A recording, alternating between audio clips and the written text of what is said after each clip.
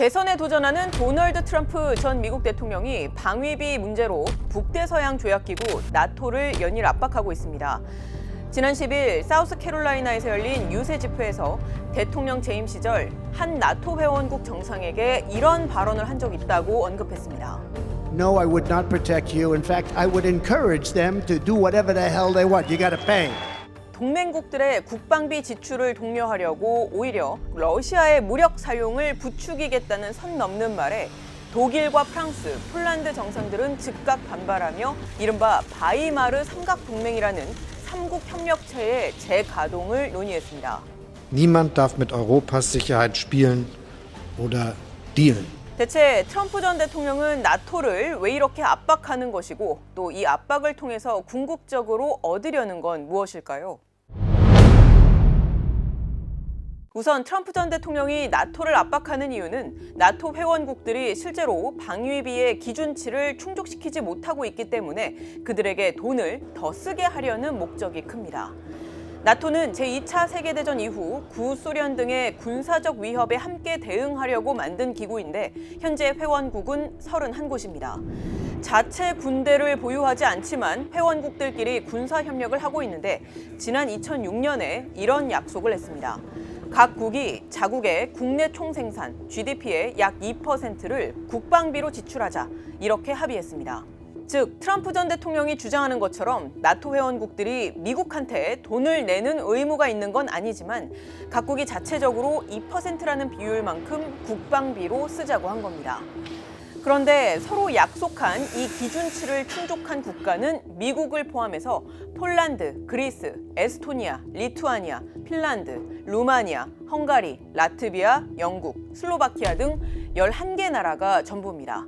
스톨텐베르그 나토 총장은 올해는 18개 회원국이 GDP의 2%를 지출할 것으로 예상한다라고 말했지만 현 시점을 기준으로 봤을 때는 정규 군이 없는 아이슬란드를 제외하고 프랑스와 독일, 알바니아, 네덜란드, 이탈리아, 캐나다, 튀르키예 등 19개 나라가 이러한 약속을 여전히 지키지 않고 있습니다.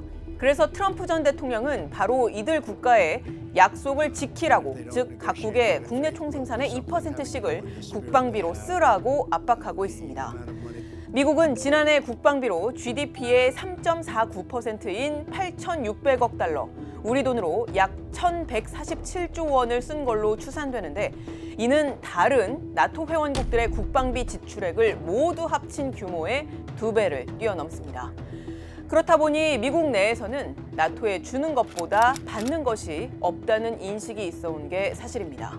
나토의 가장 큰 문제 중에 하나가 비용 회피 성향. 이 부분에 대해서는 이거 미국이 정말 화낼 만한 일이에요. 유럽 국가들이야말로 너무 심하게 미국 안보에 무임승차해온 거 사실입니다. 게다가 러시아의 우크라이나 침공 이후 미국이 우크라이나를 지원한 금액은 2천억 달러, 우리 돈 약 266조 원에 가깝지만 유럽은 아주 작은 비율만큼만 썼다면서 유럽에 미국이 쓴 비용을 보상해달라고 요구할 것이다 라고 주장하기도 했습니다. 그렇다면 트럼프 전 대통령이 이러한 압박을 통해서 궁극적으로 얻어내려는 건 무엇일까요?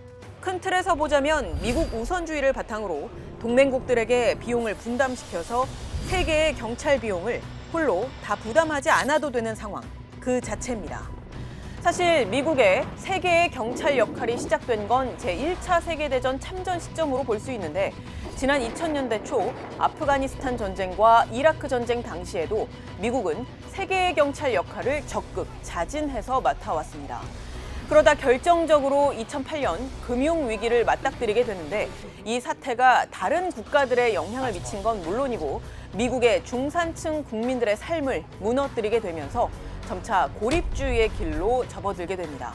사실 이런 기조는 오바마 행정부 때부터 이어져 오긴 했지만 트럼프 행정부 들어서는 동맹 관계를 사실상 돈으로 환산하는 적나라한 방법으로, 즉 비용을 내지 않으면 더 이상 안보 공약을 제공하지 않겠다는 뜻을 공공연히 드러내오는 방법으로 대응해왔고 이런 기조는 지금도 유지되고 있습니다. 우리가 당장 살기 힘든데 왜 쓸데없이 세계를 다니면서 미국이 뭐 아프간에 들어가고 이라크에 들어가고 그 일종의 고립주의 성향인데 그런 거를 이제 정확하게 트럼프가 파고들면서 이렇게 트럼프 전 대통령은 유권자들의 심리를 잘 파악해 선거 국면에 유리하게 활용하고 있고 공화당의 유력한 대선 주자로 입지를 굳히고 있습니다. 그러다 보니 동맹을 중시하는 공화당의 상원 의원들조차 트럼프의 발언들을 대놓고 비판하는 경우가 드문 일이 되고 있습니다. 나토 탈퇴를 위해서는 대통령이 상원 승인을 받아야 된다고 하는 그 법안을 만들었던 공화당 상원의원조차 트럼프의 그 발언에 대해서 오히려 옹호하는 그런 진풍경이 벌어지고 있는 거죠. 실제로 트럼프 전 대통령의 한 정책 고문은 최근 외신과의 인터뷰에서 나토 회원국들이 방위비 기준을 충족 못 시키면 나토 보호 대상에서 퇴출시키고 또 방위비 수준에 따라서 나토 회원국들의 차등을 두겠다는 계획을 공개하기도 했습니다. 트럼프 행정부에서 백악관 국가안보보좌관을 지냈던 존 볼턴은 이보다 더 나아가서 트럼프 전 대통령이 재집권하면 미국이 나토를 탈퇴하려고 할 것이다 라고 언급하기도 했습니다.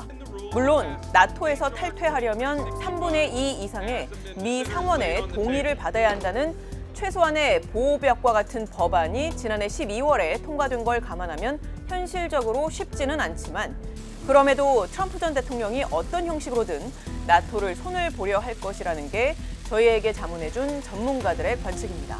좀 어려울 수 있고요. 대신에 결국 미국이 할 수 있는 건 뭐냐면은 그래? 니들이 돈 안 내는 만큼 우리 더 지켜줄게. 이런 식으로 가게 될 수도 있다라는 거죠. 사실 이런 상황은 우리에게도 시사하는 바가 큽니다. 트럼프 전 대통령은 지난해에도 마치 북한을 핵 보유국으로 인정하는 듯한 문제의 발언을 하는가 하면 재임 기간에는 기존 방위비 분담금의 5배 수준인 50억 달러를 무리하게 요구해서 협상을 1년 반 넘게 표류하게 만들었고 주한미군의 완전 철수를 제안한 사실이 에스퍼 전 국방장관의 회고록을 통해서 공개되기도 했습니다. 트럼프 전 대통령이 재임에 성공한다면 북핵 문제를 포함해서 주한미군, 방위비 분담금 문제 등에서 많은 진통이 예상되는데 이와 관련한 내용은 다음번 영상에서 전문가들의 제언을 바탕으로 전해드리겠습니다. 지금까지 득백이었습니다.